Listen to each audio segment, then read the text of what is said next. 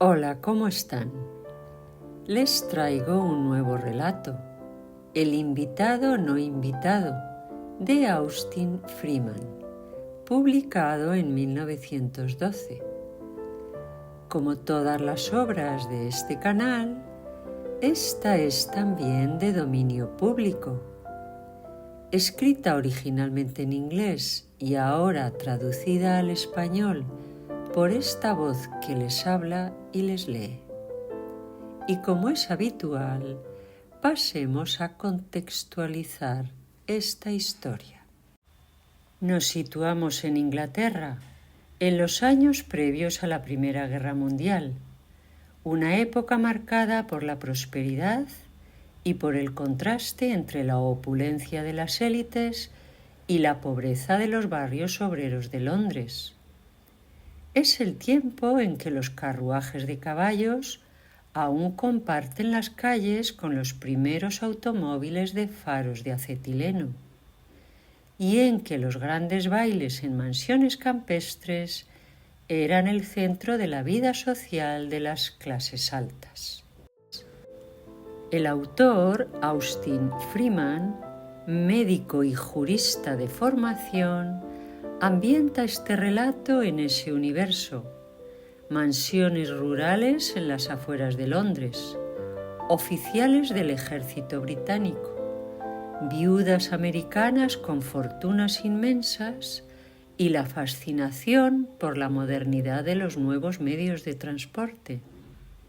Todo ello bajo la mirada atenta del Dr. Thorndike, pionero de la investigación forense en la ficción, que se adelanta en varias décadas al auge de la criminología científica. En este contexto histórico y geográfico, la Inglaterra de 1912, entre el esplendor de los bailes aristocráticos y la dura realidad de los barrios industriales, surge Un invitado no invitado, una historia de impostura y misterio, que nos muestra, tras el brillo de los diamantes y la música de vals, la fragilidad de las apariencias. Primera parte. El huésped de las solteronas. El lento crepúsculo veraniego se fundía con rapidez en la noche, cuando un ciclista solitario, cuyo traje de etiqueta quedaba apenas disimulado por un abrigo, avanzaba despacio por un agradable camino rural. De vez en cuando era adelantado por carruajes, automóviles o coches cerrados procedentes de la ciudad cercana, y por la indumentaria festiva de sus ocupantes deducía con acierto su destino. El suyo era una casa grande, situada en una finca bastante extensa a un lado del camino, y las peculiares circunstancias que rodeaban su visita le hacían pedalear cada vez más despacio conforme se acercaba a su meta. Willowdale, tal era el nombre de la casa, vivía aquella noche un fugaz resurgir de sus glorias pasadas. Llevaba muchos meses vacía y un cartel junto a la garita del portero había anunciado en silencio su abandono. Pero aquella noche sus estancias, con sus paredes desnudas, cubiertas ahora de banderas y telas, y sus suelos encerados o alfombrados, volvían a resonar con música y alegres voces y a vibrar bajo el paso de muchos y variados pies, porque esa noche las solteronas de Rainsford daban un baile, y la principal de todas era la señorita Halliwell, dueña de Willowdale. Era toda una ocasión. La casa era grande e imponente. Solteronas había muchas y sus bolsas eran profundas. Los invitados eran numerosos y distinguidos. e incluían nada menos que a la señora Chatter. Este era el triunfo supremo del evento, pues la hermosa viuda norteamericana era la figura de la temporada. Su fortuna estaba, si no más allá de los sueños de la codicia, sí más allá de las posibilidades de la aritmética británica común, y sus diamantes eran a la vez la gloria y el terror de sus anfitrionas. Aun con tantos atractivos, el ciclista se acercó a las inmediaciones de Willowdale con una lentitud que casi rozaba la reticencia. Y cuando por fin una curva del camino dejó ver las verjas, desmontó y se detuvo irresoluto. Iba a hacer algo bastante arriesgado, y aunque no era precisamente un hombre de nervios débiles, vaciló antes de dar el salto. El caso era que no lo habían invitado. ¿Por qué iba entonces? ¿Y cómo pensaba entrar? La respuesta a ambas preguntas exige una explicación poco grata. Augustus Bailey vivía de su astucia. ¿Pero acaso no vivimos todos de nuestra astucia, si la tenemos? ¿Y hacen falta unos talentos tan brillantes para ser un pícaro cualquiera? Sea como fuere, con la astucia que tuviera, Augustus Bailey vivía de ella y hasta la fecha no se había hecho rico. La aventura presente nació de una conversación escuchada en la mesa de un restaurante y de una tarjeta de invitación dejada con descuido, que Augustus, con astucia, ocultó bajo el menú para apropiársela. Más tarde, valiéndose de una hoja de papel con membrete del Hotel Cecil, que guardaba entre su surtido de papelería, redactó él mismo una falsa aceptación, firmada con el nombre de Geoffrey Harrington Bailey, y la cuestión que lo mantenía en vilo era si llegarían a descubrirlo o no. Había confiado en el elevado número de invitados y en la probable inexperiencia de las anfitrionas. Sabía que no era obligatorio presentar la tarjeta, aunque estaba el engorroso trámite del anuncio del criado a la entrada. Pero quizá no llegara a tanto. Lo más probable era que, si las anfitrionas habían notado que la carta de aceptación venía de un intruso sin invitación, simplemente no lo dejarían entrar.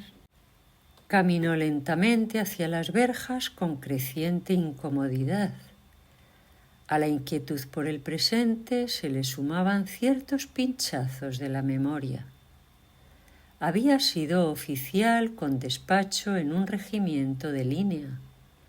No por mucho tiempo, es cierto. Su astucia pudo con sus compañeros.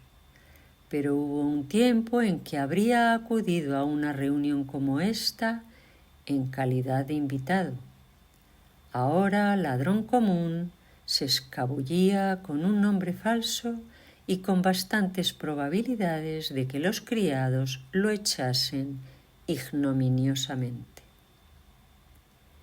Mientras aún vacilaba, escuchó el repiqueteo de cascos en el camino, seguido del estridente bramido de una bocina de automóvil. Primero apareció la débil luz de las lámparas de un carruaje al doblar la curva, y poco después el resplandor de los faros de acetileno de un coche. Un hombre salió de la garita del portero y abrió las verjas, y entonces Bailey, armándose de valor, aprovechó la ocasión y empujó sin reparo su bicicleta para entrar tras ellos. A mitad de camino, la cuesta era bastante empinada El coche pasó zumbando, un gran Napier abarrotado por un grupo de jóvenes que apenas tenían sitio en el auto, sentándose en los respaldos y en las rodillas de unos y otros. Bailey los miró y decidió que era su oportunidad. Apretó el paso, dejó su bicicleta bien guardada en la cochera vacía y se dirigió a toda prisa al guardarropa. Los jóvenes habían llegado antes que él y, cuando entró, se quitaban alegremente los abrigos y los arrojaban sobre una mesa. Bailey los imitó y, en su ansia por entrar en el salón de recepción, arropado por la multitud para no ser visto, descuidó la atención al asunto del momento y, al guardar la ficha y alejarse deprisa, no advirtió que el aturdido encargado del guardarropa había colocado su sombrero con el abrigo de otro hombre y había pegado el mismo duplicado a ambos. Y así fue introducido en la letanía de nombres anunciados. Mayor Podbury, Capitán Baker Jones, Capitán Sparker, Señor Watson, Señor Goldsmith, Señor Smart, Señor Harrington Bailey, iba anunciando el mayordomo. Mientras Augustus avanzaba con aire despreocupado por la sala, pegado al grupo de oficiales, aunque temblando por dentro, advirtió que sus anfitrionas lo miraban a él y a sus acompañantes con una curiosidad poco habitual. Pero en ese momento la voz del mayordomo resonó, sonora y clara. Señora Chater, Coronel Crumpler. Y como todas las miradas se volvieron hacia los recién llegados, Augustus hizo su reverencia y se internó en el gentío. Su pequeño farol había salido bien, después de todo. Se retiró con modestia a la parte más abarrotada de la sala y allí tomó una posición desde la que quedaba a salvo de la mirada de sus anfitrionas. Al poco, pensó, se olvidarían de él, si es que realmente se habían fijado, y entonces vería qué se podía hacer en el terreno de los negocios. Estaba aún bastante nervioso y se preguntó cuánto tardaría en templarse decorosamente los nervios con un refresco. Mientras tanto, vigilaba con ojo avizor por encima de los hombros de los invitados de alrededor, hasta que un movimiento en la muchedumbre dejó ver a la señora Chater estrechando la mano de la solterona anfitriona. Entonces Augustus se llevó una sorpresa mayúscula. La reconoció al instante. Tenía buena memoria para las caras, y la de la señora Chater era de las que no se olvidan. Recordaba bien a la franca y encantadora joven norteamericana con la que había bailado en el baile del regimiento años atrás. Fue en los viejos tiempos, cuando aún era subteniente, antes de aquel incidente con las cartas de la baraja marcadas con un punzón para hacer trampas, que acabó poniendo fin a su carrera militar. Se habían caído en gracia, recuerda, aquella dulce muchacha yanqui y él. Habían bailado muchos bailes y se habían perdido otros para conversar sobre misticismos que, en su inocencia, creían filosofía. No la había vuelto a ver. Entró en su vida y volvió a salir. Y él había olvidado su nombre, si es que alguna vez lo supo. Pero allí estaba, ya de mediana edad, cierto es, aunque aún hermosa y además un gran personaje. Y cielos, qué diamantes. y allí estaba él también, pícaro común, agazapado entre la gente para ver si, con suerte, arrebataba un colgante o levantaba un broche mal prendido. Tal vez ella lo reconociera, ¿por qué no? Él la había reconocido, pero eso no convenía. Y pensando así, Bailey se escabulló al jardín a pasear y fumar un cigarrillo. Otro hombre, algo mayor que él, paseaba de un lado a otro pensativo, mirando de vez en cuando por las ventanas abiertas al interior de las salas brillantemente iluminadas. Cuando se cruzaron una o dos veces, el desconocido se detuvo y le habló. «Este es el mejor sitio en una noche como esta», observó. «Dentro ya empieza a hacer calor, aunque quizá a usted le apetezca bailar». «No tanto como antes», repuso Bailey. Y al notar la mirada ansiosa que el otro clavaba en su cigarrillo, sacó su estuche y se lo ofreció. «Mil gracias», exclamó el desconocido, abalanzándose con avidez al estuche abierto. «Buen samaritano, vive Dios. Me dejé el estuche en el abrigo. No me atrevía a pedírselo, aunque me moría por un pitillo».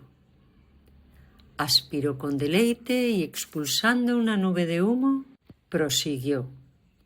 «Estas muchachas parecen llevar esto bastante bien, ¿eh? No diría uno que la casa ha estado vacía según la vemos ahora, ¿verdad?» «Apenas la he visto», dijo Bailey. «Acabo de llegar, ya sabe». «Podemos dar una vuelta, si le parece», propuso el afable desconocido. «Cuando acabemos el pitillo, claro. Tomaremos algo también. Quizá nos refresque». «¿Conoce usted a mucha gente aquí?» «A nadie», contestó Bailey. «Parece que la anfitriona que debía recibirme no ha aparecido». «Eso se arregla fácil», replicó el desconocido. «Mi hija es una de las solteras. Granby me llamo.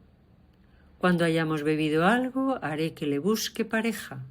Quiero decir, si todavía le apetece darle a lo de mover los pies». «Me gustarían 1 o 2 bailes», dijo Bailey, «aunque supongo que ya voy siendo un poco mayor para esto.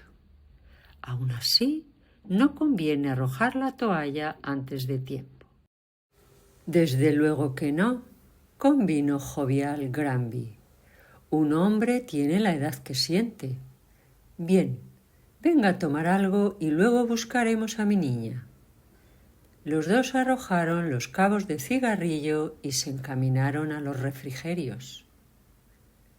El champán de las solteronas era ligero, pero bastaba si se tomaba en cantidad suficiente, y a ello prestaron debida atención Augustus y Granby también. Y cuando hubo acompañado el vino con unos cuantos bocadillos, el señor Bailey se sintió notablemente más animado, porque a decir verdad, su dieta últimamente había sido algo exigua. La señorita Granby, cuando por fin la encontraron, resultó ser una rubia candorosa de unos 17 años, infantilmente ansiosa por cumplir con dignidad su papel de anfitriona. Y poco después, Bailey se encontró girando entre la muchedumbre arremolinada en compañía de una agraciada matrona de 30, poco más o menos. Las sensaciones que le despertó esta novedosa experiencia lo tomaron por sorpresa. Durante años había llevado una vida precaria de triquiñuelas sórdidas que oscilaban entre la pillería más ramplona y el crimen sin rodeos. Ora urdiendo un timo de poca monta apenas dentro de la ley, ora acuciado descendiendo al robo llano, codeándose con personajes de dudosa calaña, fulleros, bellacos y pícaros tan menesterosos como él, jugando, pidiendo prestado, mendigando y si hacía falta robando, y siempre merodeando con un ojo receloso puesto en el hombre de azul, el policía. Y ahora, en medio de aquel entorno casi olvidado, antaño tan familiar, las salas engalanadas, la música rítmica, el centelleo de las joyas, el rumor de los pies deslizándose y el frufrú de los vestidos costosos, la visión cambiante de caballeros honrados y damas bellas. Los años vergonzosos parecían desprenderse de él y dejarle tomar de nuevo el hilo de su vida donde se rompiera tan desastrosamente. Al fin y al cabo, esa era su gente, los andrajosos bribones tras cuyas huellas había caminado últimamente no eran sino forasteros encontrados en el camino.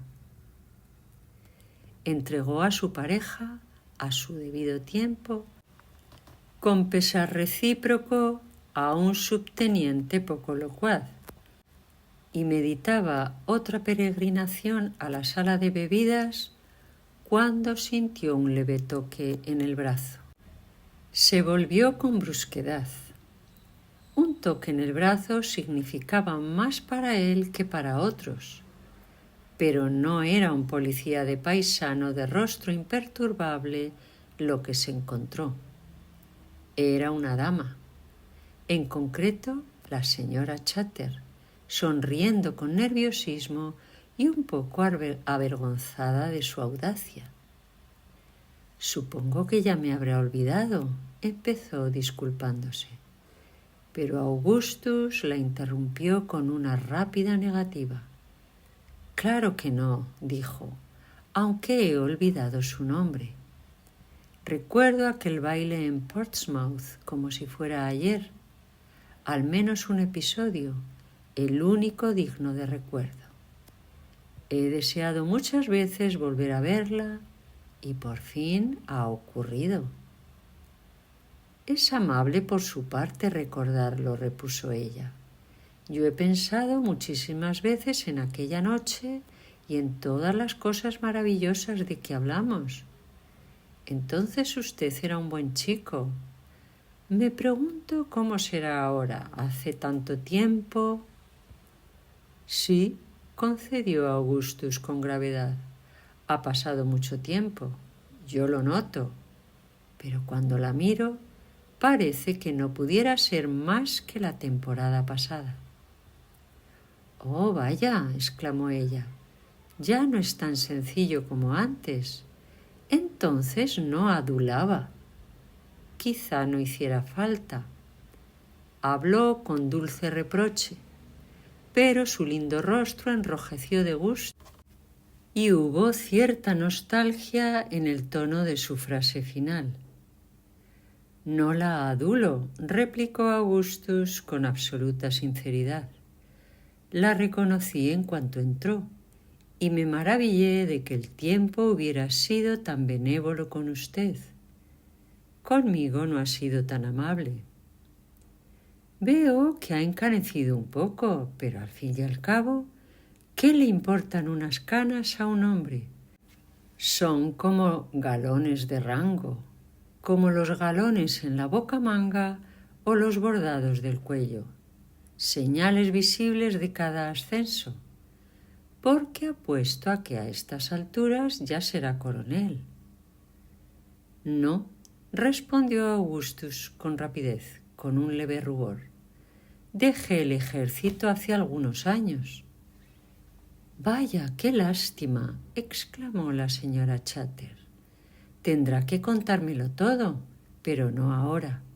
Mi pareja estará buscándome. Nos saltaremos un baile y charlaremos de veras. Pero he olvidado su nombre. De hecho, nunca conseguí recordarlo, aunque eso no me impidió acordarme de usted». «Mi nombre es Rowland, capitán Rowland.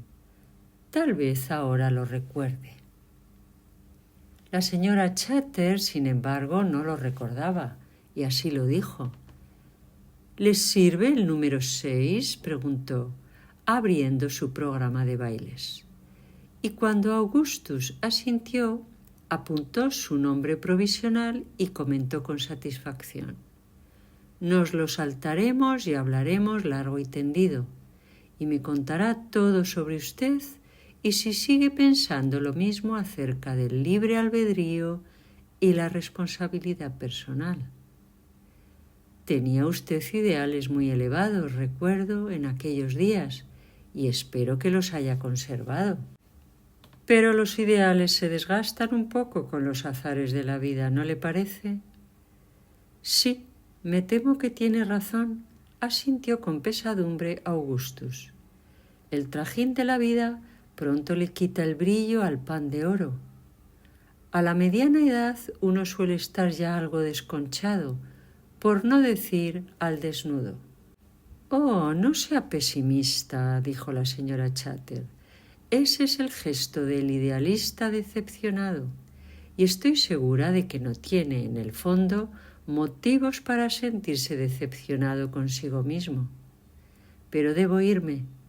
Piense en todo lo que tiene que contarme y no olvide que es el número 6. Con una sonrisa radiante y un gesto amable se alejó. Visión de esplendor refulgente con la que Salomón en toda su gloria apenas habría podido competir como no fuera en lingotes.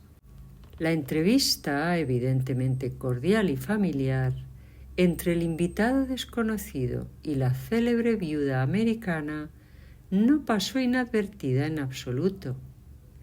Y en otras circunstancias, Bailey quizá habría intentado beneficiarse del resplandor reflejado que ahora lo envolvía. Pero no buscaba notoriedad, y el mismo instinto evasivo que lo había llevado a enterrar al señor Harrington Bailey bajo el capitán Rowland le aconsejó ahora retirar su doble personalidad de la mirada vulgar. Había venido con un propósito muy concreto. Por 100ª vez estaba sin un céntimo y lo había traído la esperanza de recoger alguna minucia desatendida, pero de algún modo el ambiente no le era propicio. O bien faltaban las ocasiones o bien él no sabía aprovecharlas. En cualquier caso, el bolsillo de caza, un amplio bolsillo poco usual en su levita, que formaba un rasgo heterodoxo de su chaqué, seguía vacío, y todo apuntaba a que se marcharía con una velada agradable y una buena cena como único botín. Con todo, por intachable que fuese su conducta, seguía siendo un invitado no convidado, susceptible de ser expulsado en cualquier momento como impostor, y el que la viuda lo reconociera no hacía menos probable esa eventualidad. Se apartó hacia el césped, desde donde el terreno descendía por todos lados. Pero había más invitados allí, refrescándose después del último baile, y la luz de las salas salía en haces por las ventanas iluminando sus figuras, y entre ellas la del excesivamente afable Granby. Augustus se alejó con rapidez de la zona iluminada, y, al encontrar por casualidad un sendero estrecho, se internó por él en dirección a una arboleda o macizo de arbustos que vislumbró allí delante. Poco después llegó a un arco cubierto de hiedra, iluminado por una o dos lámparas de fantasía, y al atravesarlo se metió en un sendero serpenteante, bordeado de árboles y arbustos y apenas iluminado por alguna lámpara de colores colgada de una rama. Ya estaba por completo lejos de la multitud.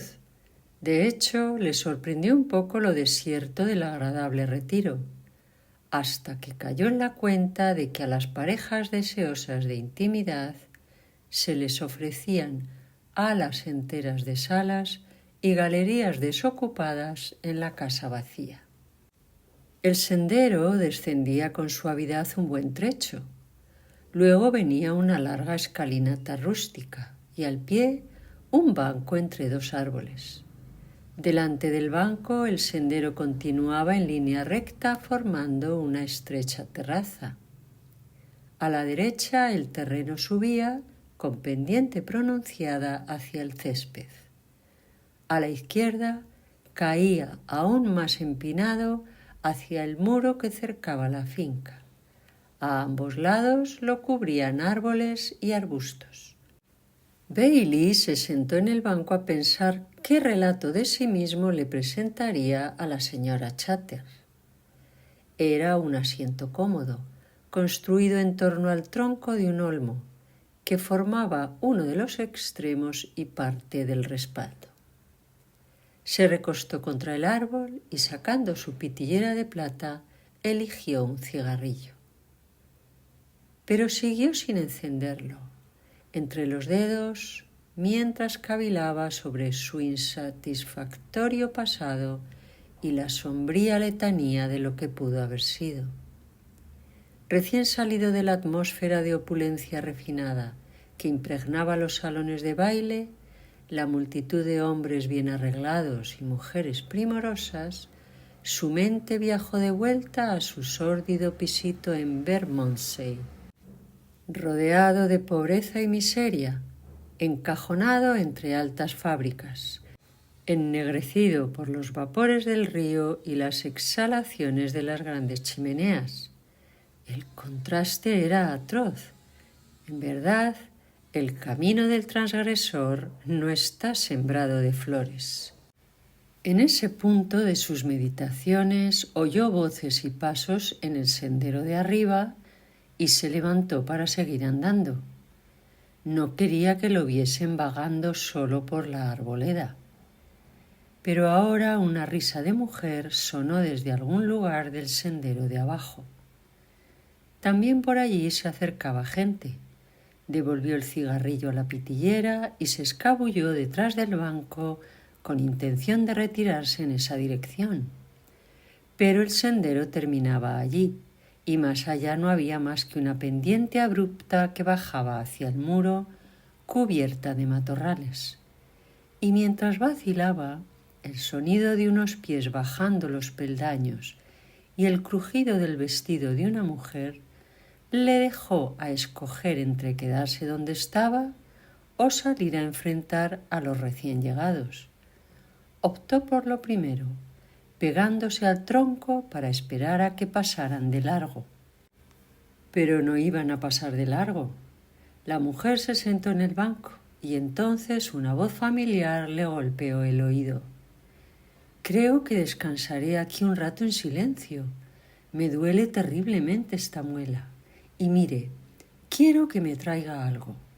Lleve este resguardo al guardarropa y dígale a la mujer que le dé mi bolsito de terciopelo. Encontrará dentro una botellita de cloroformo y un paquete de algodón». «Pero no puedo dejarla aquí sola, señora Chater», protestó su pareja. «Ahora mismo no me apetece compañía», dijo la señora Chater. «Quiero ese cloroformo. Vaya y tráigalo, como un buen muchacho. Aquí está el resguardo». Los pasos del joven oficial se alejaron a toda prisa, y las voces de la pareja que avanzaba por el sendero se oyeron más próximas y luego subieron por la escalinata. Y todo volvió a quedar en silencio, salvo por algún gemido ocasional de la señora Chater y el crujido acompasado del banco cuando se mecía inquieta. Pero el joven cumplió con inusitada diligencia su encargo, y a los pocos minutos Bailey lo oyó acercarse corriendo por el sendero de arriba y luego bajar de dos en dos los peldaños. «Eso sí que ha sido muy amable por su parte», agradeció la viuda. «Debe de haber corrido como el viento». corte el cordel del paquete y déjeme a mí pelearme con esta muela. Pero no puedo dejarla aquí sola. Sí puede, lo interrumpió la señora Chatter. No habrá nadie por aquí. El baile que toca ahora es un vals. Además, debe ir a buscar a su pareja. Bueno, si de verdad prefiere quedarse sola, empezó el subteniente. Pero la señora Chatter lo interrumpió. Claro que sí, cuando estoy arreglándome los dientes. Ahora váyase y mil gracias por su amabilidad. Con refunfuños inaudibles, el joven se retiró despacio y Bailey oyó sus pies remisos subir la escalinata. Luego cayó un silencio profundo en el que el susurro del papel y el ruido de un tapón al salir sonaron casi estrepitosos. Bailey se había vuelto de cara al árbol, contra el que se apoyaba con los labios entreabiertos, apenas atreviéndose a respirar. Se maldijo una y otra vez por haberse enredado así sin motivo alguno de peso y anheló marcharse. Pero no había escapatoria sin delatarse. Tenía que esperar a que la mujer se fuera. De pronto asomó junto al borde del tronco una mano que sostenía un paquete abierto de algodón. Dejó el algodón sobre el banco y pellizcando un fragmento lo hizo bolita. Los dedos llevaban anillos, la muñeca una pulsera ancha y la única lámpara de fantasía colgada de una rama se reflejó en las joyas en destellos prismáticos. La mano se retiró y Bailey se quedó mirando soñoliento el cuadrado de algodón. Luego la mano volvió a aparecer. Esta vez sostenía un frasquito que dejó con suavidad en el banco, poniendo el tapón a su lado. Y de nuevo la luz se reflejó en mil destellos de las gemas que lo recubrían. A Bailey le empezaron a temblar las rodillas y un sudor frío le perló la frente.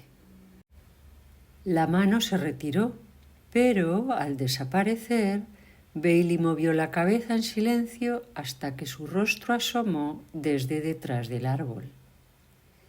La mujer se reclinaba con la cabeza apoyada en el tronco, a apenas unos centímetros de su cara. Las grandes piedras de la tiara le centelleaban en los ojos. Por encima del hombro incluso podía ver el suntuoso colgante, que subía y bajaba en su pecho con fuegos cambiantes, y ambas manos alzadas eran un mar de brillos y destellos, más profundos y ricos a la luz amortiguada. El corazón le golpeaba con puñetazos palpables que le retumbaban en los oídos. El sudor le corría frío por la cara y apretó los dientes para que no castañetearan. Una agonía de horror, de miedo mortal, se apoderaba de él. Terror ante el impulso espantoso que le robaba la razón y la voluntad. El silencio era absoluto. Se oía claramente la respiración suave de la mujer, el crujido del corpiño, y él contuvo la suya hasta rozar la asfixia. De repente, por el aire de la noche, llegó tenue la música soñadora de un vals. El baile había comenzado. La lejanía del sonido no hizo sino profundizar la sensación de soledad de aquel rincón desierto. Bailey escuchó con los 5 sentidos. Anhelaba escapar de la fuerza invisible que parecía agarrarle las muñecas y arrastrarlo hacia adelante, inexorable, a su perdición. Miró a la mujer con horrenda fascinación. Intentó retroceder fuera de su vista e intentó en vano. Entonces, por fin, con horrorosa y sigilosa deliberación, Una mano húmeda y trémula se deslizó hacia el banco. Sin ruido alguno, cogió el algodón y sin ruido, lentamente se retiró. Volvió a salir. Los dedos se enroscaron como serpientes en torno al frasquito. Lo levantaron del banco y lo llevaron de vuelta a la sombra. A los pocos segundos reapareció y dejó el frasco con suavidad en su sitio. Ahora estaba medio vacío. Hubo una breve pausa. Las cadencias acompasadas del vals se filtraban suavemente por la noche quieta y parecían acompasar la respiración de la mujer. No se oía ningún otro sonido. El lugar estaba envuelto en el silencio de una tumba. De pronto, desde su escondite, Bailey se inclinó por encima del respaldo del banco. Llevaba en la mano la almohadilla de algodón. La mujer, ahora reclinada como si dormitara, tenía las manos en el regazo. Hubo un movimiento veloz. La almohadilla se apretó contra su rostro y su cabeza fue echada hacia atrás contra el pecho del agresor invisible. De los labios ocultos surgió un jadeo ahogado mientras las manos volaban a aferrar el brazo asesino. Y siguió una lucha espantosa, más espantosa aún por los adornos lujosos que envolvían a la víctima que se retorcía. Y aún así apenas hubo ruido, solo jadeos amortiguados, susurro de seda, crujido del banco, tintinear del frasquito al caer y a lo lejos, con ironía pavorosa, el murmullo soñador del vals. La lucha fue breve. De pronto las manos enjolladas cayeron.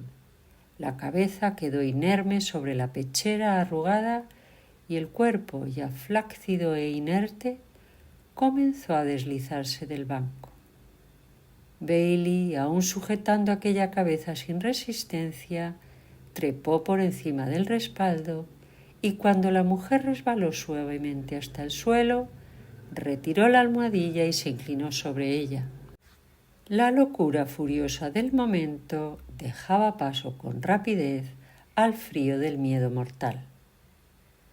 Miró con horror incrédulo aquel rostro hinchado, pero antes tan hermoso, aquellos ojos sin mirada que, no mucho antes, le habían sonreído con tan amable reconocimiento. Él había hecho eso. Él, el calavera rastrero, desechado por todo el mundo, a quien aquella buena mujer había tendido la mano de la amistad. Ella había atesorado su memoria cuando para todos los demás él estaba hundido bajo las aguas del olvido, y él la había matado, porque a su oído no parecía salir soplo de vida de aquellos labios amoratados. Un súbito, atroz arrepentimiento por este acto irrevocable que había cometido le subió como una marea y se irguió, agarrándose los cabellos húmedos con un bramido ronco como el grito de los condenados. Las joyas desaparecieron de su conciencia al instante. Todo quedó olvidado, salvo el horror de lo indecible que había hecho. Solo le quedaron un remordimiento incurable y un miedo que jamás le daría tregua. El sonido de voces, muy lejos por el sendero, lo sacó de su estupor, y el horror difuso que lo poseía se materializó en pánico físico. Alzó el cuerpo flácido hasta el borde del sendero y lo dejó resbalar por el talud pronunciado entre los matorrales.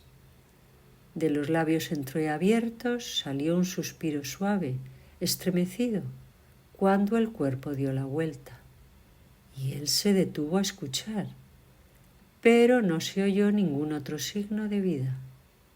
Sin duda, aquel suspiro no fue más que el efecto del movimiento pasivo. Por un instante quedó como en sueños, mirando la forma encogida medio oculta por los arbustos, antes de volver a subir al sendero. Incluso entonces miró una vez más hacia atrás, pero ya no se la veía, y a medida que las voces se acercaban, se volvió y echó a correr escaleras arriba. Al salir al borde del césped cesó la música, y casi de inmediato un torrente de gente salió de la casa. Trastornado como estaba, Bailey aún conservaba juicio suficiente para saber que tenía la ropa y el pelo descompuestos y que debía de presentar un aspecto desquiciado. Así que evitó a los invitados y, pegado al margen del césped, llegó al guardarropa por la ruta menos transitada. De haberse atrevido, habría pasado por la sala de bebidas, pues se sentía mortalmente desfallecido y le temblaban las piernas al andar. Pero lo perseguía un miedo obsesivo que crecía de momento en momento. Se descubrió entonces escuchando ya el rumor del hallazgo inevitable. Se tambaleó dentro del guardarropa y, arrojando su ficha sobre la mesa, sacó de un tirón el reloj. El encargado lo miró con curiosidad y, deteniéndose con la ficha en la mano, preguntó con simpatía: «¿Se encuentra bien, señor?» «No», dijo Bailey, «hace un calor infernal ahí dentro». «¿Debería tomarse una copa de champán antes de salir, señor?», propuso el hombre. «No hay tiempo», respondió Bailey, alargando una mano temblorosa por el abrigo. «Perderé el tren si no me doy prisa». A esa indirecta, el encargado bajó el abrigo y el sombrero, sosteniendo el primero para que su dueño metiera los brazos en las mangas. Pero Bailey se lo arrebató, se lo echó al brazo, se colocó el sombrero y se precipitó hacia la cochera. Allí, el encargado lo miraba atónito, y su sorpresa aumentó cuando Bailey, rechazando de nuevo su ayuda, embutió el abrigo bajo el brazo, accionó la palanca del cambio hasta la marcha de 90, montó en la bicicleta y salió disparado cuesta abajo por la entrada, grotesca visión, con los faldones del frac volando.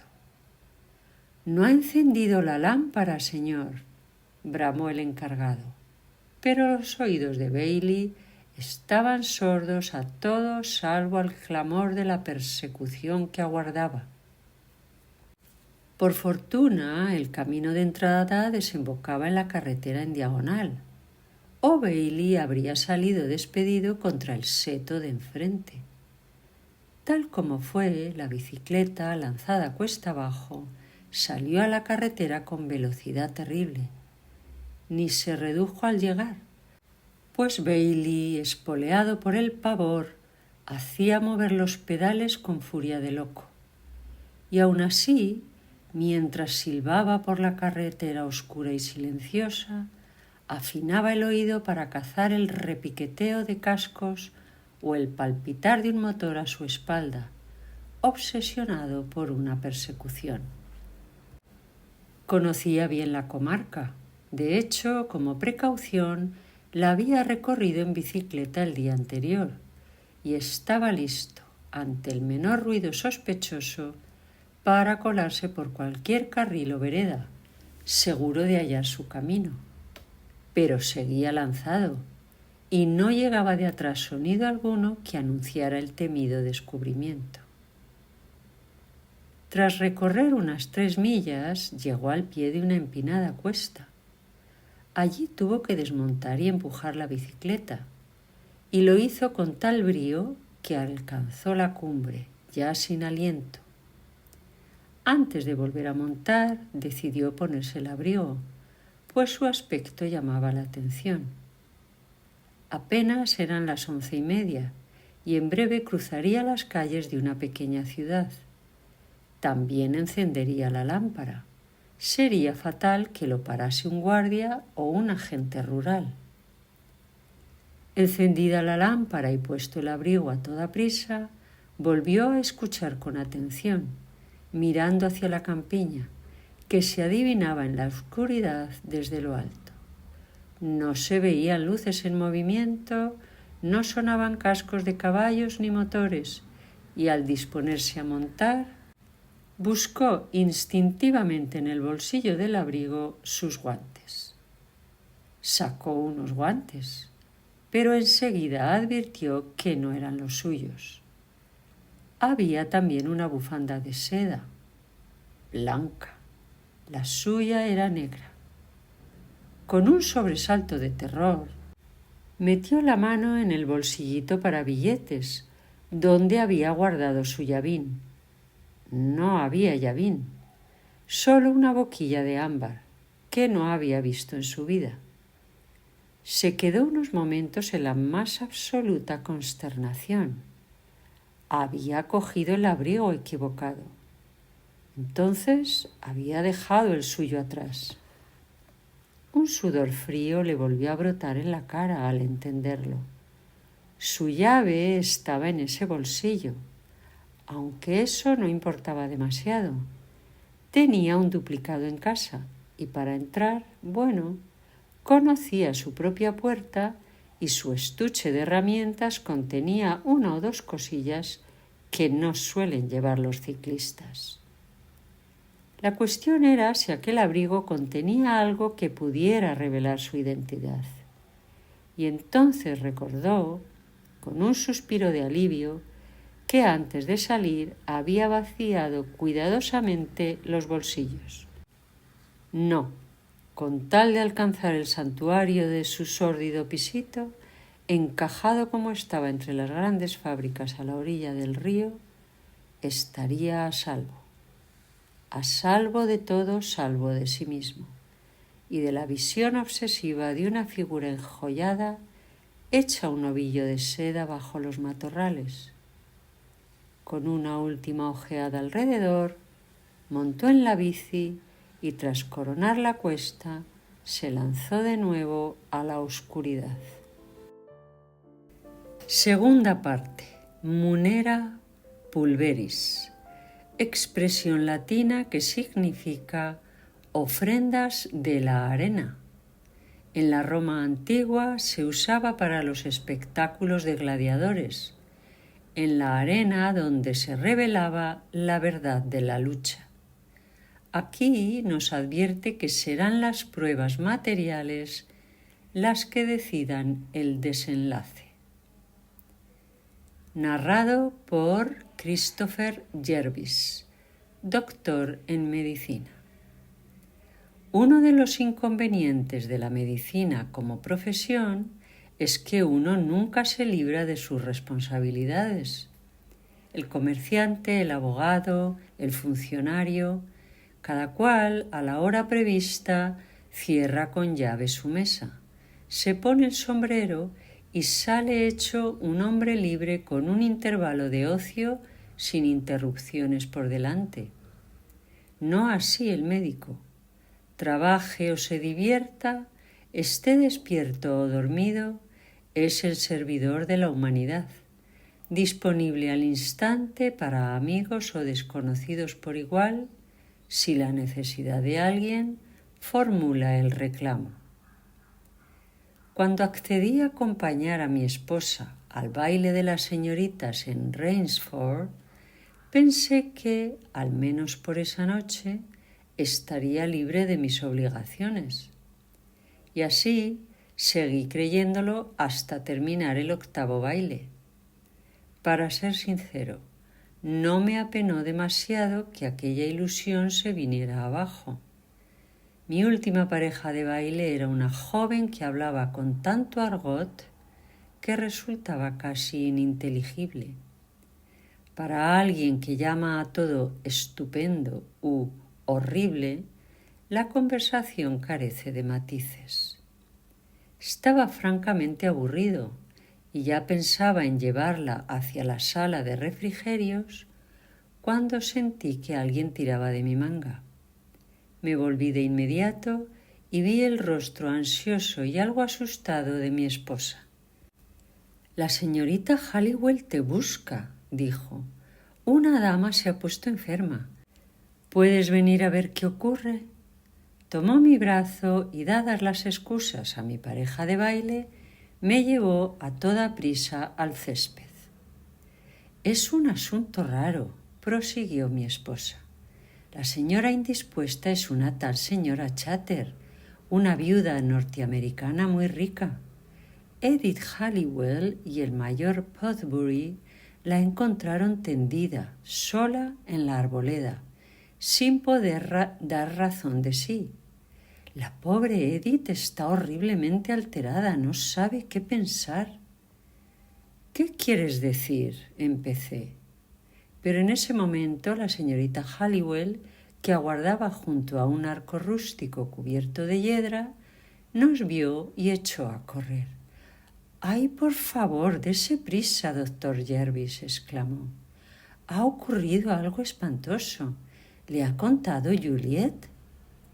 Sin esperar respuesta, se coló por el arco y nos precedió por un sendero estrecho con ese trotecillo curioso, plano de pie y un tanto bamboleante, tan común en muchas mujeres adultas. Descendimos al poco una escalinata rústica que nos llevó a un banco, desde el cual se prolongaba un sendero recto, tallado como una terracita en una pendiente empinada. A la derecha se elevaba un talud alto y a la izquierda el terreno caía. En el fondo de la hondonada, con la cabeza y los hombros asomando entre los arbustos, había un hombre que sostenía en la mano una lamparita de fantasía que, al parecer, había descolgado de un árbol. Bajé hacia él y, al rodear los matorrales, vi a una mujer ricamente vestida, acurrucada en el suelo. No estaba completamente inconsciente, pues se movió levemente al acercarme, murmurando unas palabras con acento espeso e indistinto. Tomé la lámpara del hombre, a quien supuse el mayor Podbury, y, al entregármela a él con una mirada significativa y un leve alzamiento de cejas, comprendí la agitación de la señorita Halliwell. Por un horrible instante creí que tenía razón, que la mujer postrada estaba ebria.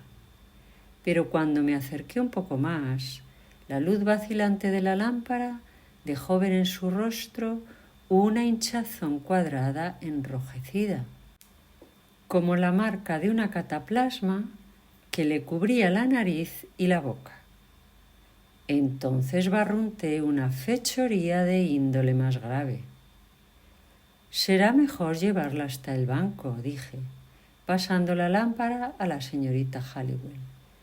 «Luego ya veremos si la trasladamos a la casa». El mayor y yo levantamos a la mujer inerme y, subiendo con cautela hasta el sendero, la tendimos en el banco. «¿Qué le ocurre, doctor Jervis?», susurró la señorita Halliwell. «No puedo decirlo de momento», respondí, «pero no es lo que usted temía». «Gracias a Dios», repuso con fervor, «habría sido un escándalo terrible». Tomé la débil lámpara y me incliné de nuevo sobre la mujer semiconsciente. Su aspecto me desconcertaba no poco. Parecía una persona que se recupera de un anestésico, pero el parche rojo y cuadrado de la cara que evocaba, como en los asesinatos de Burke, la idea de asfixia, sugería más bien sofocación. Mientras cavilaba, la luz cayó sobre un objeto blanco en el suelo, detrás del banco. Al acercar la lámpara vi que era una almohadilla cuadrada de algodón. Me llamó al instante la atención la coincidencia de su forma y tamaño con la forma de la hinchazón del rostro de la dama. y me agaché para recogerla. Entonces vi bajo el banco un frasquito. También lo recogí y lo sostuve a la luz. Era un frasco de 1 onza, completamente vacío, con la etiqueta cloroformo metilado. He ahí una explicación completa del habla pastosa y el aspecto de embriaguez. Pero era una explicación que, a su vez, exigía otra. Era evidente que no se había cometido robo, pues la mujer literalmente brillaba en diamantes. Y, con la misma evidencia, ella no se había administrado el cloroformo a sí misma. No quedaba sino llevarla adentro y aguardar a que se repusiera del todo. De modo que, con ayuda del mayor, la sacamos por la arboleda y el jardín de la cocina hasta una puerta lateral y la depositamos en un sofá de una estancia medio amueblada. Allí, con agua aplicada al rostro y abundantes sales aromáticas, reaccionó con rapidez y pronto pudo dar un relato inteligible de lo sucedido. El cloroformo y el algodón eran suyos. Los había usado para un dolor de muelas y estaba sentada sola en el banco, con el frasco y el algodón a su lado, cuando ocurrió lo incomprensible. Sin la menor advertencia, una mano había surgido por detrás y le había presionado la almohadilla de algodón sobre nariz y boca. El algodón estaba empapado de cloroformo y había perdido el sentido casi al instante. «¿Entonces no vio usted a la persona?», pregunté. «No, pero sé que iba de etiqueta porque sentí mi cabeza contra su pechera, la pechera rígida de la camisa de etiqueta». Entonces dije, o bien sigue aquí o ha pasado por el guardarropa. No podría haber salido sin llevar abrigo. «Ah, vive Dios», exclamó el mayor, «es cierto, iré a hacer averiguaciones». Se marchó a grandes zancadas y yo, una vez convencido de que la señora Chater podía permanecer allí sin riesgo, lo seguí casi de inmediato. Fui directo al guardarropa, donde encontré al mayor y a 1 o 2 de sus camaradas oficiales poniéndose los abrigos con un alborozado nerviosismo.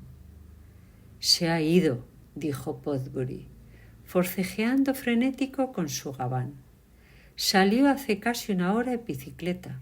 Según dice el encargado, parecía hecho un manojo de nervios, y no es de extrañar. Vamos a ir tras él en nuestro coche. ¿Quiere unirse a la caza?» «No, gracias. Debo quedarme con la paciente. Pero ¿cómo saben que van tras el hombre correcto?» «No hay otro. Solo falta un individuo. Además, ¡diablos! Me ha dado usted el abrigo equivocado». Se arrancó la prenda y se la devolvió al encargado, que la contempló con expresión de consternación. «¿Está usted seguro, señor?», preguntó. «Perfectamente», dijo el mayor. «Vamos, hombre, deprisa».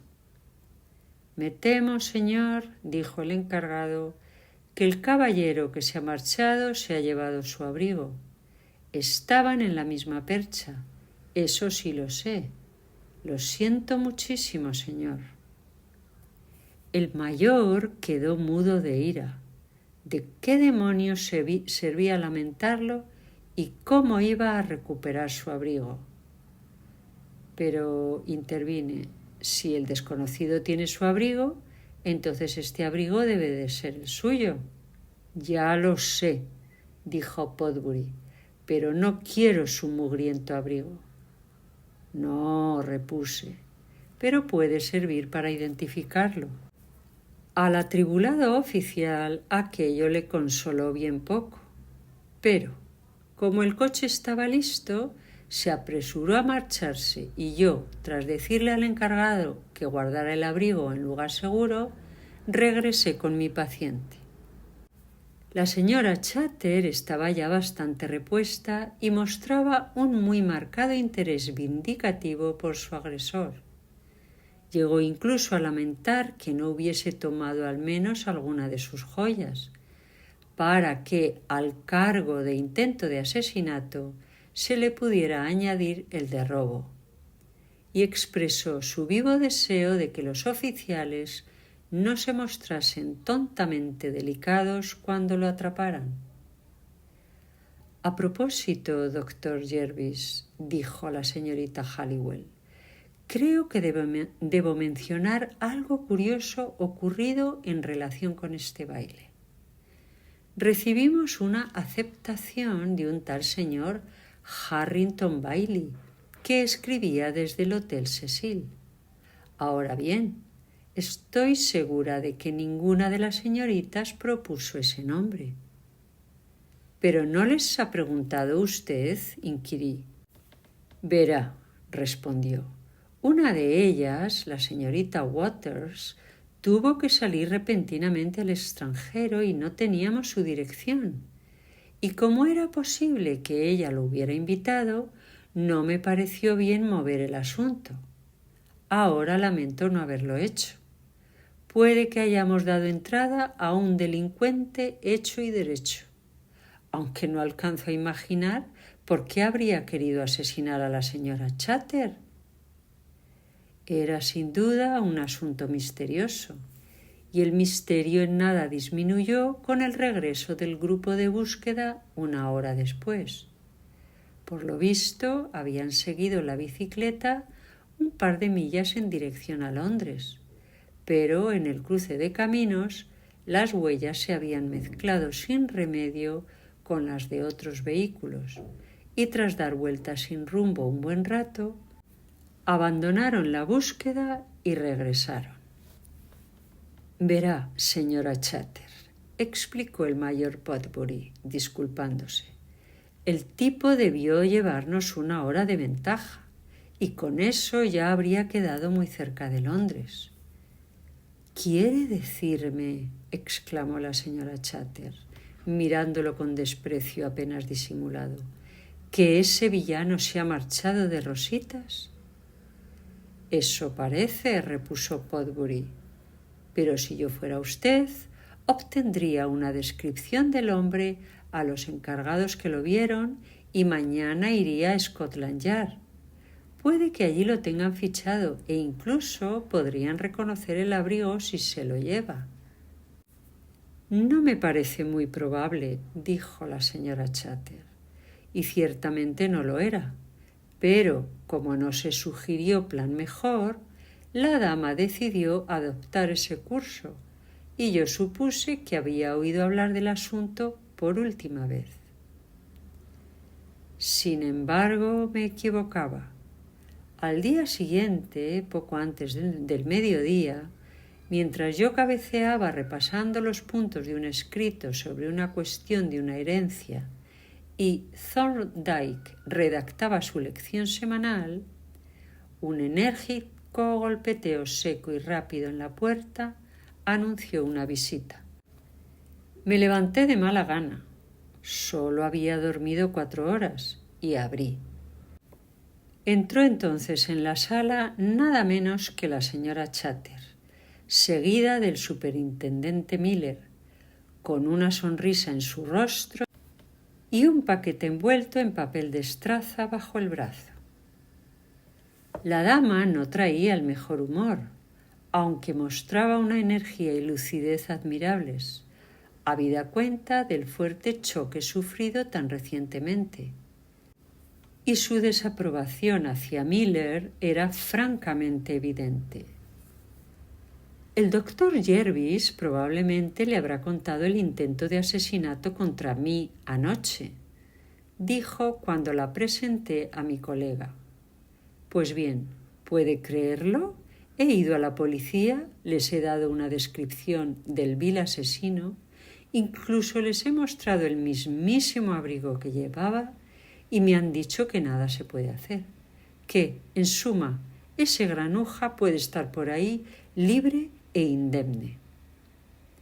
Observe, doctor, dijo Miller, que esta señora nos ha dado una descripción que cuadra con el 50% de los hombres de clase media del Reino Unido y nos ha mostrado un abrigo sin una sola seña identificativa.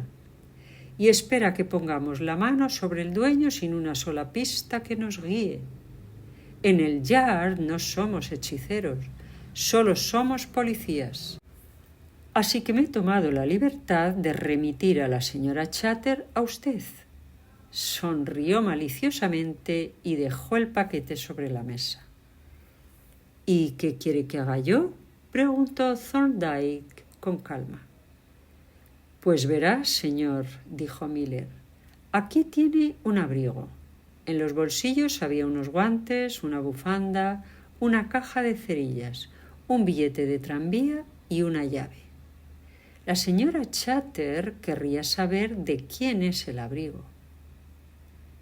Desató el paquete con el ojo puesto en nuestra clienta, que parecía algo desconcertada, y Thorndyke lo observó con una leve sonrisa. Muy amable, Miller, dijo, pero creo que un clarividente le serviría mejor. El superintendente abandonó al instante el tono festivo. Hablando en serio, señor, dijo, me agradaría que echara un vistazo al abrigo. No tenemos absolutamente nada de qué tirar y aún así no queremos dejar el caso. Lo he revisado a fondo y no hallo pista alguna. Sé que nada se le escapa a usted y quizá note algo que yo haya pasado por alto, algo que nos sugiera por dónde empezar. ¿No podría, por ejemplo, ponerlo bajo el microscopio?, añadió con una sonrisilla conciliadora. Thorndyke reflexionó, con ojo inquisitivo, sobre el abrigo. Vi que el problema no carecía de atractivos para él, y cuando la dama secundó la petición de Miller con persuasiva insistencia, la consecuencia fue inevitable. Muy bien, dijo. Déjeme el abrigo una hora más o menos y le echaré un vistazo.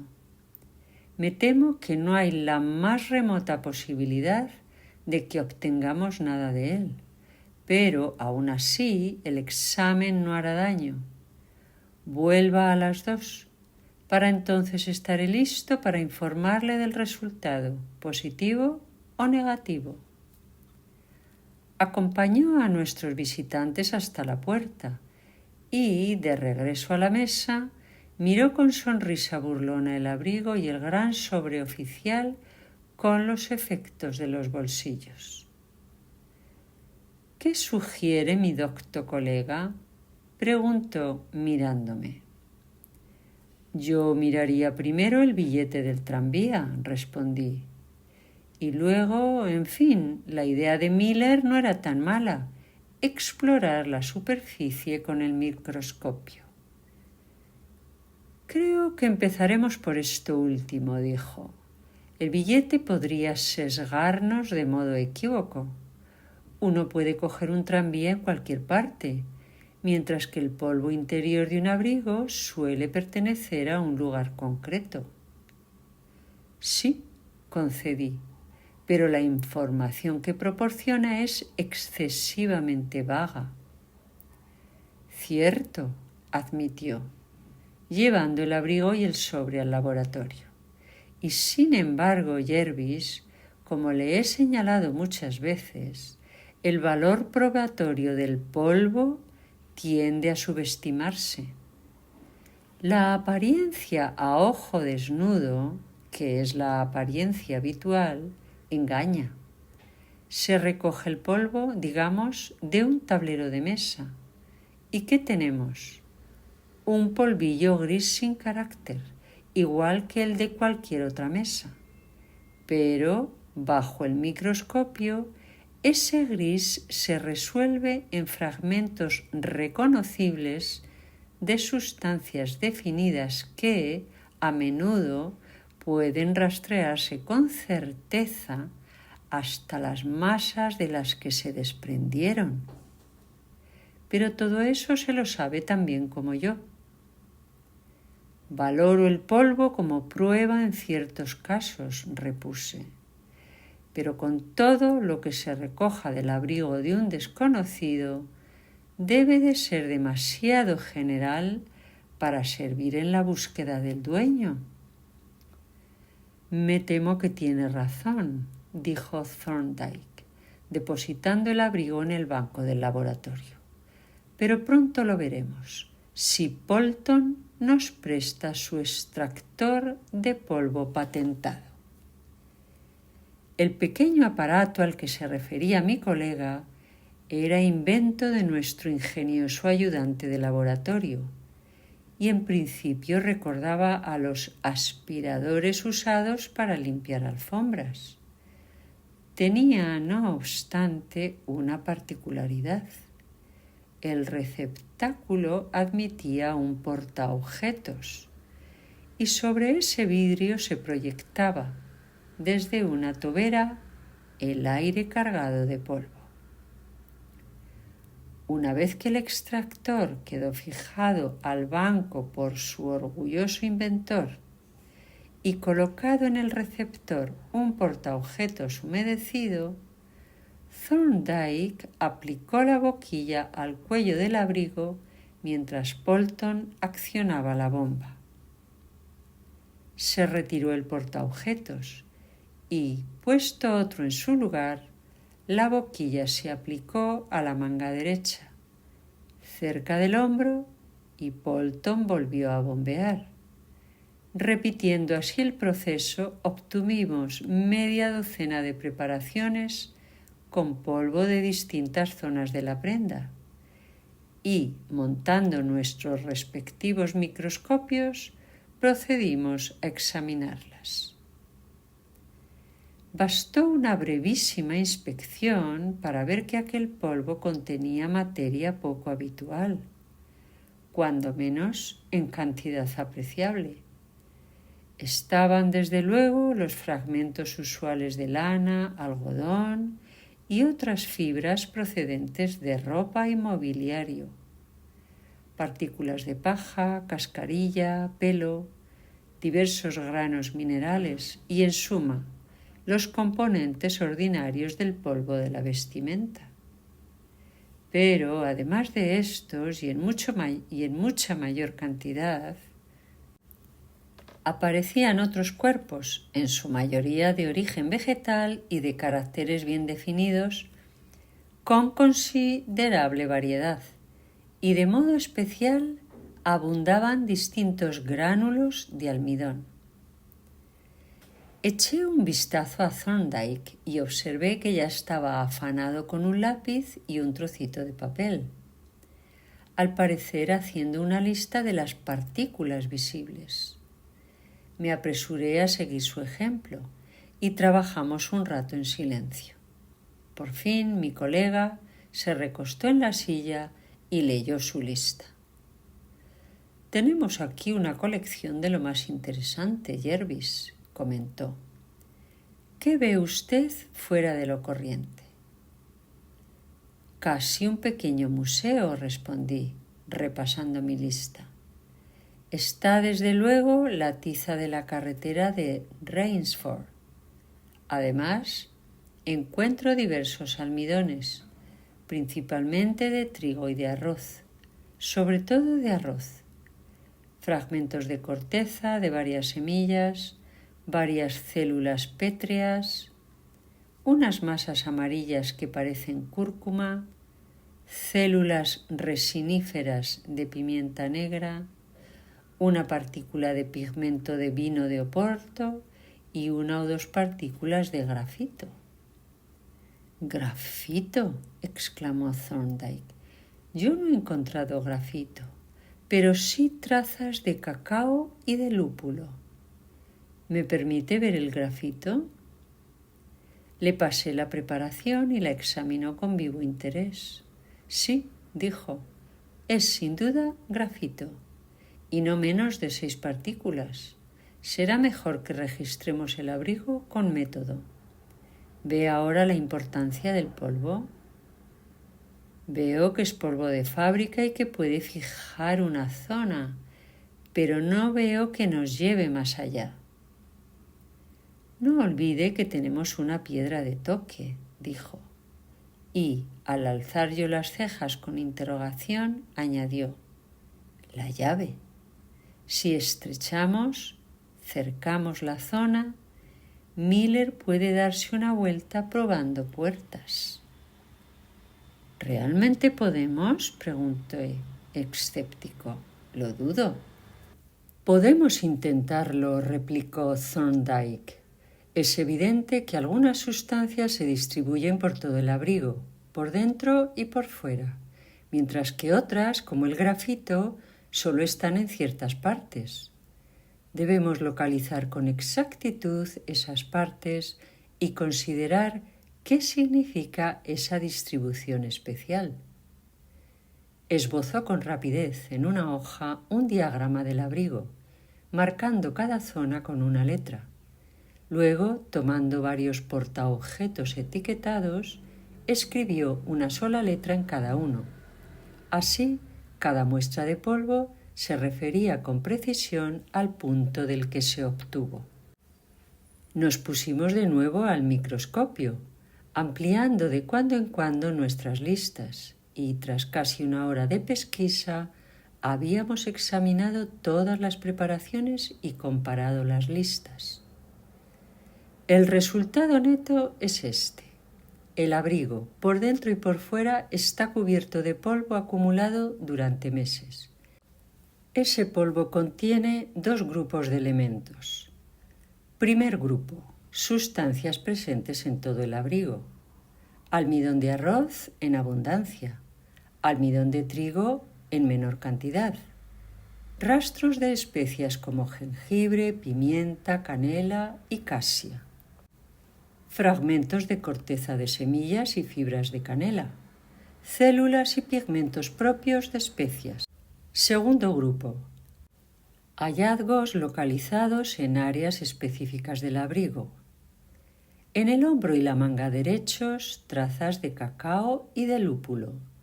En la espalda, bajo los hombros, algunos fragmentos de grafito. Conclusión. Las partículas presentes en todo el abrigo corresponden al aire del lugar donde la prenda cuelga habitualmente. El grafito proviene de algún asiento.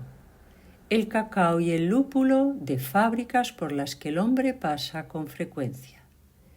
Y como se encuentran solo en el lado derecho, deducimos que las fábricas están en marcha cuando él va hacia su destino, pero ya paradas cuando regresa, ya que en su lado izquierdo estas partículas no están.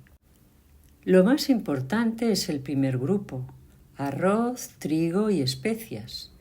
Eso nos señala un entorno con un molino de arroz, un molino de harina y una fábrica de especias.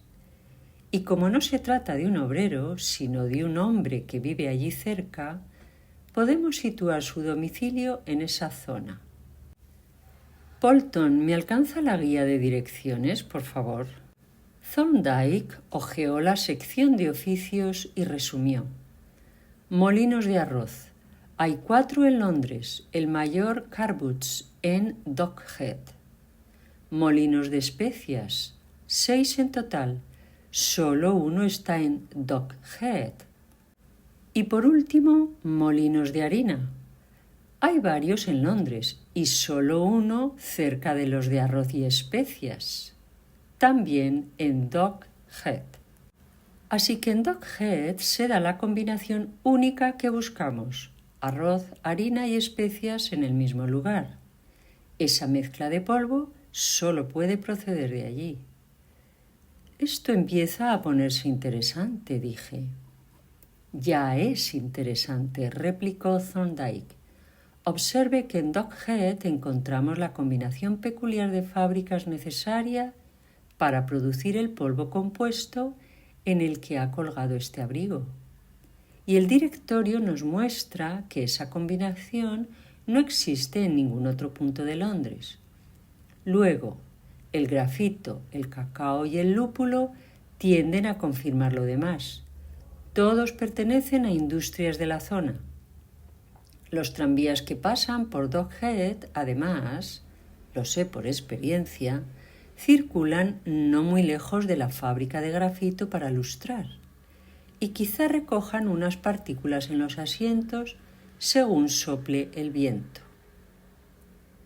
Veo también que hay una fábrica de cacao, Payne's, en Goat Street, a la derecha de la línea del tranvía en sentido oeste. Y he notado varios almacenes de lúpulo en el lado derecho de Southwark Street, yendo hacia el oeste. Pero todo esto son sugerencias. Los datos realmente importantes son los molinos de arroz y de harina y el de especias, que parecen señalar, sin dudas, a Dockhead. ¿Hay viviendas privadas en ese área?, pregunté. Habrá que mirar el listado de calles, respondió. La llave sugiere un piso, y un piso con un único ocupante. Y los hábitos probables de nuestro objetivo apuntan en el mismo sentido. Recorrió con la vista las páginas y al poco me mostró con el dedo una entrada. Si los hechos que hemos obtenido, esta singular alineación de condiciones, fueran solo una ristra de coincidencias, aquí va otra. En el lado sur de Dockhead, pared con pared con la fábrica de especias y frente a los molinos de arroz de Carwood, hay un bloque de pisos obreros, Hanover Buildings. Cumplen exactamente las condiciones. Un abrigo colgado en una habitación de esos pisos, con las ventanas abiertas, estaría expuesto a un aire que contiene exactamente el polvo compuesto que hemos hallado. Desde luego, las mismas condiciones se dan en otras viviendas de esta parte de Dockhead, pero la probabilidad favorece ese bloque. Y eso es cuanto podemos decir. No hay certeza. Puede haber un fallo de base en nuestro razonamiento, pero en apariencia las posibilidades son de 1000 a 1 de que la puerta que abre esa llave esté en algún punto de Dockhead y muy probablemente en Hanover Buildings. Dejaremos la verificación a Miller. ¿No convendría mirar el billete del tranvía?, pregunté. ¡Cáspita!, exclamó. Me había olvidado del billete. Sí, por supuesto. Abrió el sobre y, volcando el contenido sobre el banco, tomó el papel amarillento.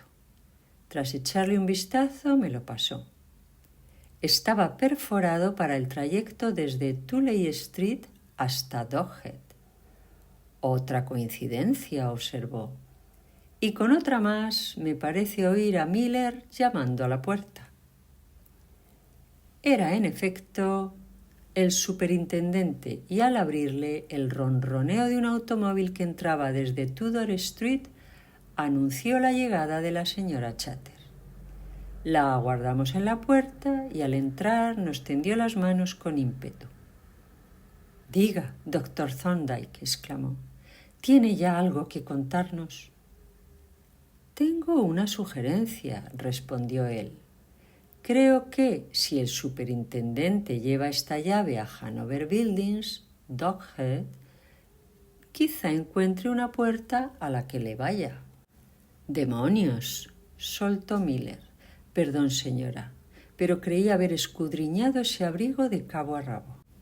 «¿Qué ha sido lo que he pasado por alto, señor? ¿Había al final alguna carta escondida?»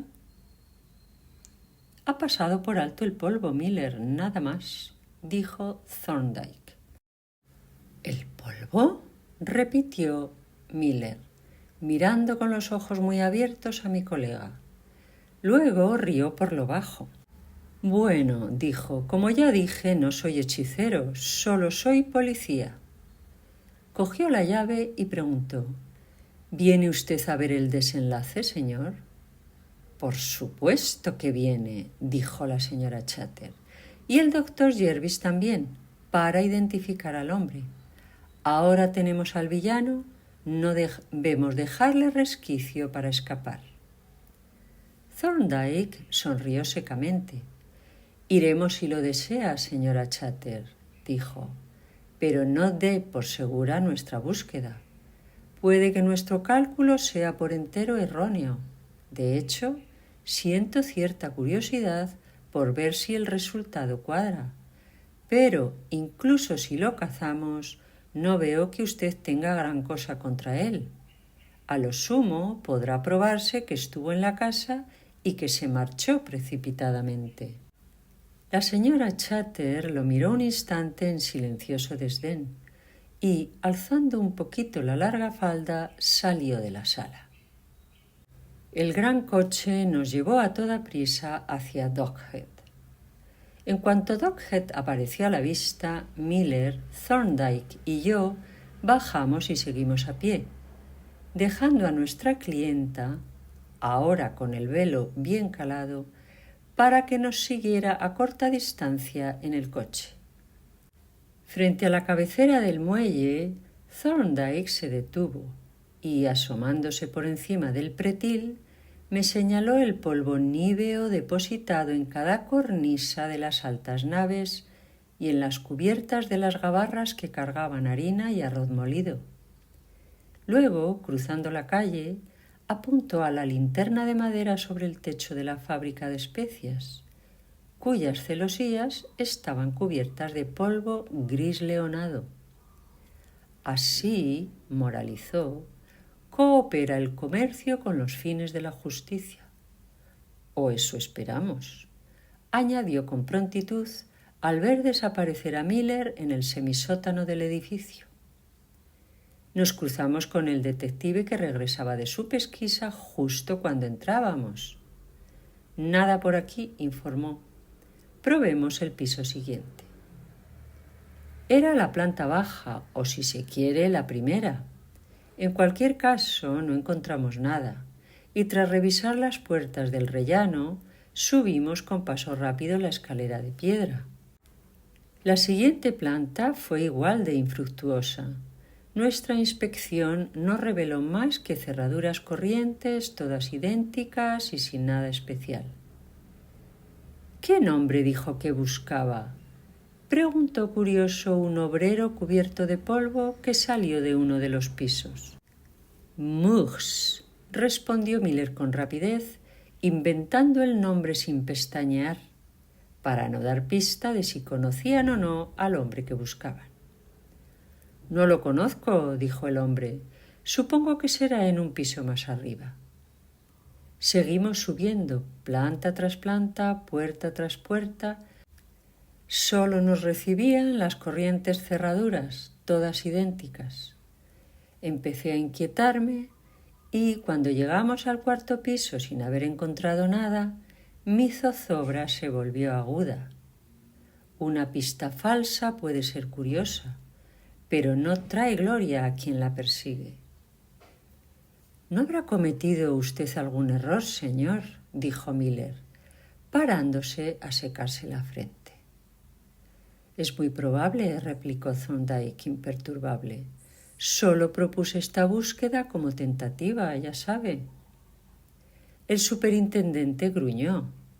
Estaba acostumbrado, como yo también, a considerar las sugerencias tentativas de Thorndyke como las certezas de otros.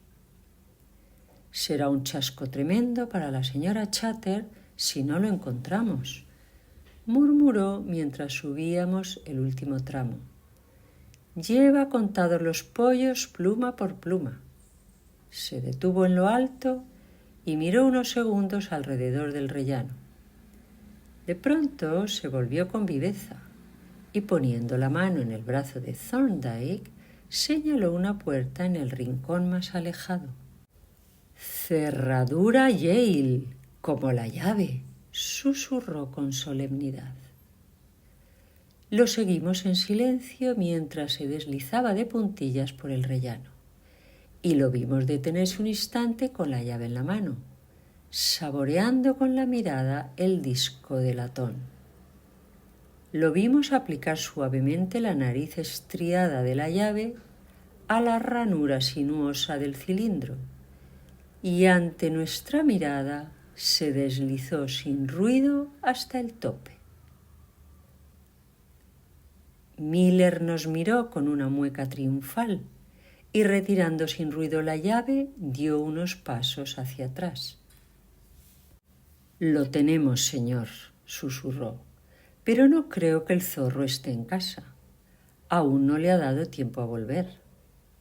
«¿Por qué no?», preguntó Thorndyke. Miller señaló a la puerta. «Nada ha sido forzado», dijo. «La pintura está intacta, no tenía la llave y una tipo Yale no se ganzúa. Habría tenido que forzar la entrada y no la ha forzado». Thorndyke se acercó y empujó con suavidad la lengüeta de la ranura del correo, por la cual miró al interior del piso. «No hay buzón», dijo. «Mi querido Miller, me comprometería a abrir esa puerta en 5 minutos con un pie de alambre y un cordel enresinado». Miller negó con la cabeza y sonrió. «Me alegro de que no esté usted en el oficio, señor. Sería uno de más para nosotros». «¿Avisamos a la señora?» Salí a la galería y miré hacia el coche. La señora Chater miraba fijamente hacia arriba y el pequeño corrillo que el coche había congregado miraba alternando a la dama y al objeto de su atención. Me sequé la cara con el pañuelo, la señal convenida, y ella salió del coche de inmediato. En un abrir y cerrar de ojos ya estaba en el rellano, morada y jadeante, pero con el fuego de la batalla chispeándole en los ojos. «Hemos hallado el piso, señora», dijo Miller, «y vamos a entrar. No tendrá usted intención de ejercer violencia, espero», añadió, no sin cierta aprensión ante la fiera expresión de la dama. «Por supuesto que no», replicó la señora Chater. «En los Estados Unidos las damas no han de vengar solas los agravios. Si ustedes fueran americanos, colgarían al canalla de la pata de su cama». «No somos americanos, señora», dijo el superintendente, tieso. «Somos ingleses respetuosos de la ley y, además, todos somos agentes de la ley. Estos caballeros son médicos y abogados y yo soy policía». Con esta advertencia, volvió a introducir la llave y al girarla y empujar, entramos todos tras él en la sala de estar. «Ya se lo dije, señor», susurró Miller cerrando. «No ha vuelto aún». Aparentemente tenía razón. En cualquier caso, no había nadie y recorrimos sin oposición nuestra inspección.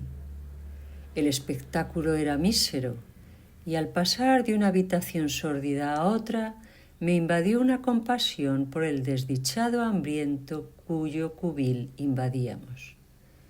Compasión que casi mitigaba la vileza de su crimen. Por doquier nos miraba la pobreza, absoluta, implacable. Nos miró con ojos hundidos en la triste sala, con su suelo desnudo, su única silla y su mesita de pino barato, sus paredes sin adorno y ventanas sin cortina ni persiana. Una corteza de queso holandés, raspada hasta el grosor de un papel, susurraba hambre. Y el hambre acechaba en la alacena boqueante, en la panera vacía, en la lata del té con su pizca de polvo en el fondo, en el tarro de mermelada rebañado, como atestiguaban unas migas con un mero trozo de pan. No había comida suficiente para alimentar a un ratoncillo sano. El dormitorio contaba la misma historia, con una curiosa variación. Un camastro miserable con colchón de paja y una estera de yute por ropa de cama. Una caja de naranjas de pie por tocador y otra con una jofaina de lata componían el ajuar. Pero el traje colgado de un par de clavos estaba bien cortado e incluso a la moda, aunque ajado. Y otro traje yacía en el suelo, cuidadosamente doblado y cubierto con un periódico. Y lo más incongruente de todo, un estuche de cigarrillos de plata reposaba sobre el tocador. ¿Por qué demonios pasa hambre este hombre?, exclamé. Si tiene un estuche de plata que empeñar. No serviría, dijo Miller. Un hombre no empeña las herramientas de su oficio. La señora Chater, que había estado mirando en torno con el asombro mudo de una mujer acaudalada ante la miseria abyecta, se volvió de pronto hacia el superintendente. «No puede ser el hombre», exclamó. «Se ha equivocado usted. Esta pobre criatura jamás habría logrado entrar en una casa como Willowdale». Thorndyke levantó el periódico. Debajo había un traje de etiqueta con la camisa, el cuello y la corbata cuidadosamente alisados y doblados. Desdobló la camisa y señaló la pechera curiosamente arrugada. De pronto la acercó al ojo y del falso brillante del alfiler extrajo un cabello de mujer. «Esto es bastante significativo», dijo, sosteniéndolo entre el pulgar y el índice. Y sin duda la señora Chater también lo creyó, pues la piedad y el remordimiento se le borraron del rostro y de nuevo le chispearon en los ojos fuegos de venganza. «Ojalá viniera ya», exclamó con acritud. «La prisión no será para él gran calamidad después de esto, pero quiero verlo en el banquillo igualmente». «No», concedió el detective, «no le hará gran daño cambiar esto por Portland, el centro penal». «Escuche».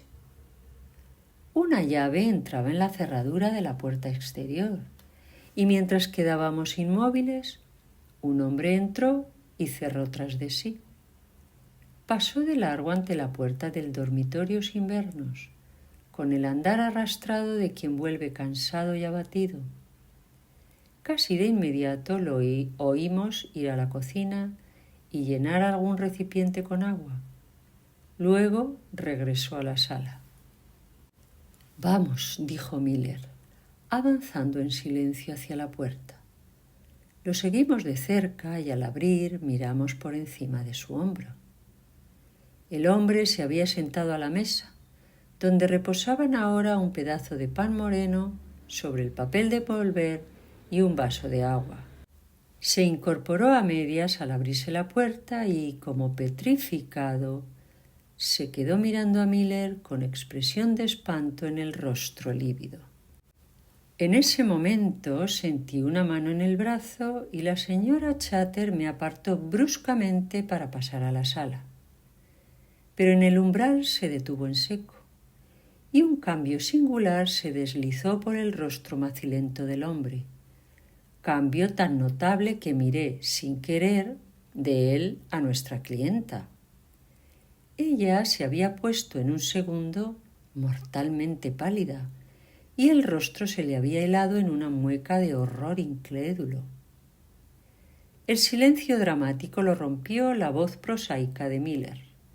«Soy agente de policía», dijo, «y queda arrestado por...». Un grito histérico de la señora Chater lo interrumpió. Y él la miró asombrado. «Alto, alto», gimió con voz trémula. «Creo que hemos cometido un ridículo error. Este no es el hombre, este caballero es el capitán Rowland, un viejo amigo mío». «Siento que sea amigo suyo», dijo Miller, «porque tendré que pedirle que declare contra él». «Pida lo que quiera», replicó la señora. «Le digo que no es el hombre». El superintendente se rascó la nariz y miró con ansia a su presa. «¿Debo entender, señora?», preguntó, estirado, «que se niega a denunciar». «¿Denunciar?», exclamó. «¿Denunciar a mis amigos por delitos que sé que no han cometido? Desde luego que me niego». El superintendente miró a Thorndyke. pero el semblante de mi colega se había congelado en la inmovilidad más absoluta y carecía de expresión, como la carátula de un reloj holandés. «Muy bien», dijo Miller, consultando ceñudo su reloj. «Entonces hemos trabajado en vano. Buenas tardes, señora». «Lamento haberlo molestado», dijo la señora Chater. «Yo también lo lamento», replicó, seco, y arrojando la llave sobre la mesa salió de la estancia. Al cerrarse la puerta exterior, el hombre se sentó con aire de perplejidad y de pronto, arrojando los brazos sobre la mesa, bajó la cabeza y rompió en sollozos. Fue un momento embarazoso. Al unísono, Thorndyke y yo dimos media vuelta para irnos, pero la señora Chater nos indicó que esperáramos. Acercándose al hombre, le tocó suavemente el brazo. «¿Por qué lo hizo?», preguntó con tono de dulce reproche. El hombre se irguió y extendió un brazo en un gesto elocuente que abarcaba el cuarto mísero y la alacena vacía. «Fue la tentación de un instante», dijo. «Estaba sin un penique y esos malditos diamantes me los ponían en la cara. Eran míos con solo tomarlos. Estaba loco, supongo». «¿Y por qué no los tomó?», dijo ella. «¿Por qué no?». «No lo sé. Se me pasó la locura. Y luego, cuando la vi tendida allí, Dios mío, ¿por qué no me entrega a la policía?». Apoyó la cabeza y volvió a sollozar. La señora Chater se inclinó sobre él con lágrimas en sus bonitos ojos grises. «Pero dígame», insistió, «¿por qué no se llevó los diamantes? Podía haberlo hecho». «¿Para qué me servían?», clamó con pasión. «¿Qué podía importarme nada? Creí que usted estaba muerta». «Pues ya ve que no», dijo ella, con una sonrisa entre lágrimas. «Estoy tan bien como puede estarlo una mujer de mi edad, y quiero su dirección para escribirle y darle unos buenos consejos». El hombre sacó un tarjetero ajado y, extrayendo varias tarjetas que dispuso como mano de cartas, vi centellear una chispa en el ojo de Thorndyke. «Me llamo Augustus Bailey», dijo. Escogió la tarjeta pertinente y, tras garabatear en ella su dirección con un toconcito de lápiz, volvió a la postura anterior. «Gracias», dijo la señora Chater, demorándose un momento junto a la mesa. «Ahora nos iremos. Adiós, señor Bailey. Le escribiré mañana y debe atender seriamente a los consejos de una vieja amiga». Le sostuve la puerta y eché un último vistazo antes de seguirla. Bailey seguía sentado, sollozando quedamente, con las manos en su rostro, y, en la esquina de la mesa, se alzaba un pequeño montoncito de oro. «Supongo, doctor», dijo la señora Chater, mientras Thorndyke la ayudaba a subir al coche, «que me habrá tomado por una necia sentimental». Thorndyke la miró con una inusitada ternura en su, por lo general, severo semblante y respondió quedamente: «Está escrito: bienaventurados los misericordiosos». Fin. Epílogo. La noche de Willowdale terminó sin música ni lámparas. Quedó el eco de unos pasos furtivos, el zarpazo de la tentación y la certeza sobria de las cosas pequeñas. Un invitado no invitado cruzó el umbral con un nombre prestado y salió con el suyo propio a cuestas, más pesado que cualquier abrigo. La arena donde se dirimen las luchas no fue el salón, sino el polvo, granos de arroz, trigo y especias que, bajo el ojo frío de la razón, dijeron lo que nadie se atrevía a pronunciar. En Munera Pulveris la verdad no se ha impuesto a gritos, sino en susurros microscópicos. Y, sin embargo, cuando la ley ya rozaba su presa, no fue un código quien dictó sentencia, sino una mujer que eligió la misericordia antes que el espectáculo, porque a veces la justicia no está solo en descubrir, sino en decidir qué hacer con lo descubierto.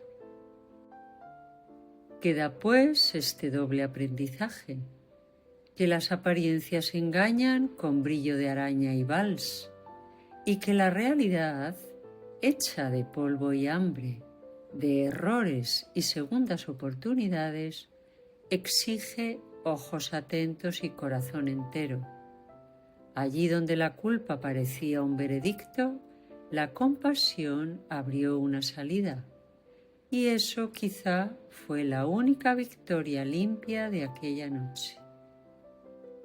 Muchas gracias por su atención. Hasta la próxima.